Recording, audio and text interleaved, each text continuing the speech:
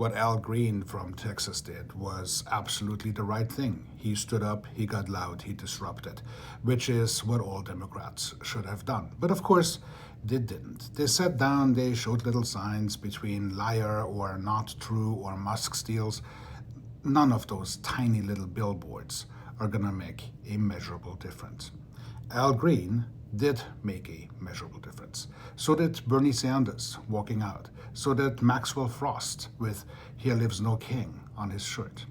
Now, there were statements made. Were they loud enough? Well, Al Green was. The rest wasn't. But now, of course, he's gonna pay the consequences. Because thou shalt not criticize the regime, the GOP is now moving to censure Al Green for disrupting Trump's speech. Because the regime, the king, doesn't tolerate interruption. And it's interesting how fast they called for decorum. We have to uphold the expectations of decorum here, or else what are we? We have nothing other than just a club that everybody comes to and yells at each other. Now that's their reason to censure Al Green. Al Green stood up and said what needed to be said, but of course he was escorted out for being the disruption. It's interesting how this didn't happen in the past. When the Nazi with the fake fur disrupted President Biden, where was the action then? Now you see the problem here is the Democrats are showing up lukewarm, which is what they're mostly doing. Rather than getting loud, they're fearful that they would lose a vote that could potentially go third party or maybe slide all the way over into the MAGA deck.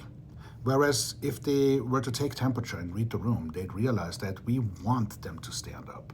We want them to be loud and to become the obstacle and to prevent the continuous degradation of the United States. Al Green did the right thing. Everyone else should have stood in unison. When he was escorted out, they should have walked with him. Doing little signs, that's just not gonna move the needle. We needed harsher, louder, less compromising action. But that's the downfall of the Democrats. Too compromising, too much by the rules in a game where the rule book has long been burnt. I don't know if they ever will. But the thing is, if they don't change, we have to force that change.